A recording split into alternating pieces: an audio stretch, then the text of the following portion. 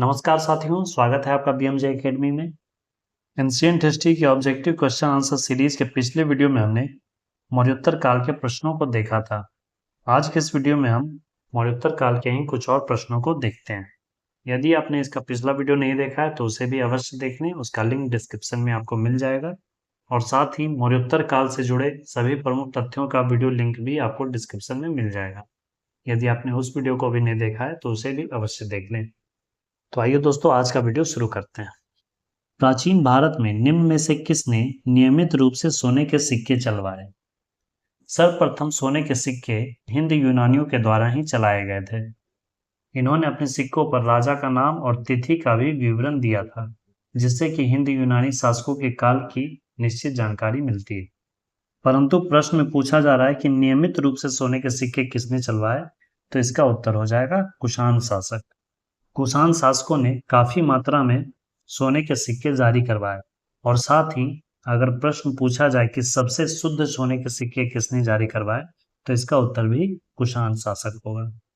सातवाहनों ने शीशे के सिक्के चलवाए थे। शक संवत कब प्रारंभ किया गया?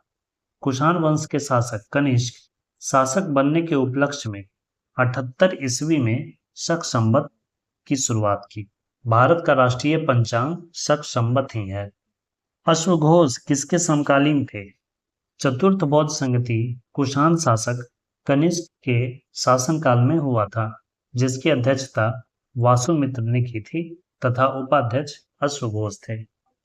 तो इसलिए इसका उत्तर हो जाएगा कनिष्क। निम्नलिखित में कौन सही सुमेलित नहीं है? राजवंश और सिक्कों की धातुएं। कुषाण शासक स्वर्ण और तांबा, ये सही है। सबसे शुद्ध सोने के सिक्के कुषाणों ने और सर्वाधिक तांबे के सिक्के भी कुषाणों ने। गुप्त शासक स्वर्ण और रजत, सोने और चांदी के सिक्के चलवाए थे। सातवाहन शासक स्वर्ण, ये गलत है। सातवाहन शासकों ने शीशे के सिक्के चलवाए थे। सातवाहन शासकों ने सीसा, चांदी, तांबा और कांसे के सिक्के चलवाए थे, जिसमें सर्वाधिक सीसा का सिक्का था। इसलिए उत्तर इसका सातवाहन होगा। शासक और उनकी उपाधि का मिलान करना है। अशोक का दूसरा नाम था प्रियदर्शी। कनिष्क कुषाण वंश के शासक थे। खारवेल का होगा कलिंग चक्रवर्ती। और कुमारगुप्त का दूसरा नाम था महेंद्रादित्य। यहाँ ऑप्शन सही दिए हुए नहीं है। सीमुख निम्न वंशों में किसका संस्थापक था? सीमुख संस्थापक था आंध्र सातवाहनों का। सीमुख ने 30 ईसा पूर्व में कण्व वंश के अंतिम शासक सुशर्मन की हत्या करके सातवाहन वंश की स्थापना की थी। इसने अपनी राजधानी कृष्णा गोदावरी दोआब क्षेत्र में प्रतिष्ठान में स्थापित की थी। शक संवत पर आधारित राष्ट्रीय पंचांग का 1 चैत्र ग्रेगोरियन कैलेंडर पर आधारित 365 दिन के सामान्य वर्ष की निम्नलिखित तिथियों में किस एक के तदनुरूप है? यह लगभग शुरू होता है 21 या 22 मार्च को। निम्नलिखित में से किस शासक को सर्वप्रथम सोने के सिक्के जारी करने का श्रेय दिया जाता है? सर्वप्रथम सोने के सिक्के जारी किए थे हिंद यूनानियों ने। हिंद यूनानी शासकों में सबसे प्रमुख शासक मिनांडर था। परंतु दिए गए ऑप्शंस में जितने भी शासक हैं, कुजुल कड़फिसेस, भीम कड़फिसेस, कनिष्क और हुविस्क, ये सभी कुषाण वंश के शासक हैं। कुजुल कड़फिसेस कुषाण वंश के संस्थापक थे और कुषाण वंश के शासक भीम कड़फिसेस ने ही सोने के सिक्के जारी करवाए। यह शैव धर्म का उपासक था। कुषाण काल में सबसे अधिक विकास किस क्षेत्र में हुआ था? कुषाण काल में सर्वाधिक विकास हुआ था वास्तुकला के क्षेत्र में। कुषाण वंश के शासन काल में ही गांधार कला और मथुरा कला का विकास हुआ। गांधार कला भारतीय कला और हिंद यूनानी कला का मिश्रण थी, जबकि मथुरा कला भारतीय कला और स्थानीय कला का मिश्रण थी। मिलिंद पन्हो क्या है? मिलिंद पन्हो एक बौद्ध पुस्तक है। इसमें हिंद यूनानी शासक मिनांडर तथा बौद्ध भिक्षु नागसेन के संवाद का वर्णन है। काव्य शैली का प्राचीनतम नमूना किसके अभिलेख में मिलता है? इसका उत्तर होगा काठियावाड़ के रुद्रदामन के जूनागढ़ अभिलेख। विक्रम संवत कब से प्रारंभ हुआ?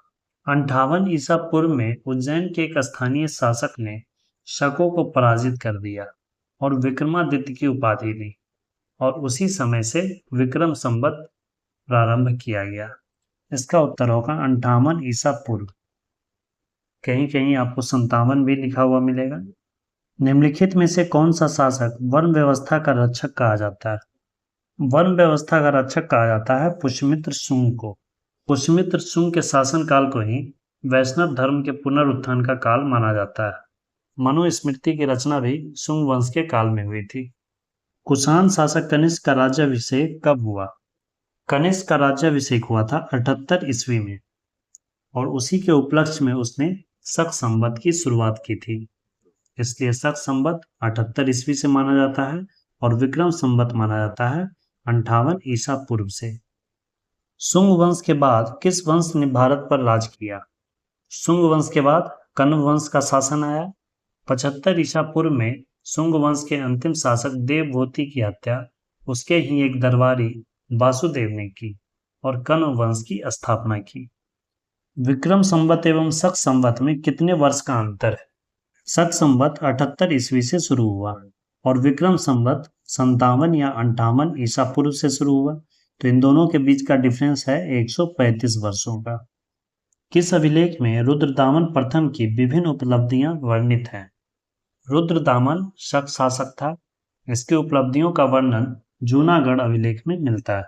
निम्न में से किस वंश के साम्राज्य की सीमाएं भारत से बाहर तक फैली थी? कुषाण साम्राज्य की सीमाएं भारत के बाहर तक फैली हुई थी और साथ ही कुषाण वंश के काल में रेशम मार्ग पर भी भारत का अधिकार था, जिससे कि भारत को बड़ी मात्रा में लगान की प्राप्ति होती थी। यही कारण है कि कुषाणों ने सर्वाधिक शुद्ध सोने के सिक्के जारी करवाए थे। किस चीनी जनरल ने कनिष्क को हराया था? कनिष्क को हराया था पान चाउ ने। कनिष्क के समकालीन निम्नलिखित नामों का अध्ययन करें और निम्नांकित उत्तर कोड के अनुसार अपना उत्तर इंगित करें। पूछा जा रहा है कि इनमें से कौन कनिष्क के समकालीन थे? कनिष्क के समकालीन थे अशुघोष और वसुमित्र। तो इसका उत्तर हो जाएगा 1 और 2। कालिदास गुप्त वंश के दरबार में रहते थे। निम्नलिखित में से कौन सा एक अन्य तीनों के समसामयिक नहीं है?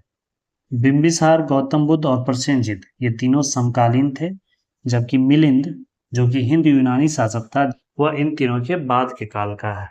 मौर्य के बाद दक्षिण भारत में सबसे प्रभावशाली राज्य कौन था? मौर्य शासन के बाद दक्षिण भारत में प्रभावशाली राज्य था सातवाहनों का शासन।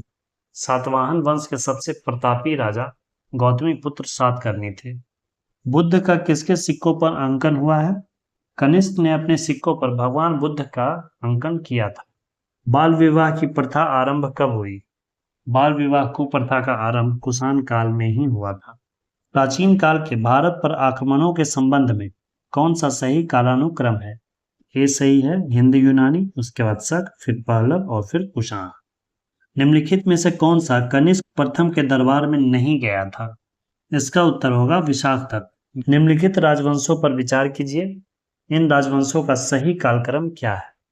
मौर्य वंश के बाद शुंग वंश, शुंग के बाद कण्व, कण्व के बाद आया सातवाहन, सातवाहन के बाद हिंद यूनानी, शक, पहलव, कुषाण और कुषाणों के बाद फिर आए गुप्त और गुप्तोत्तर काल में आए चोल।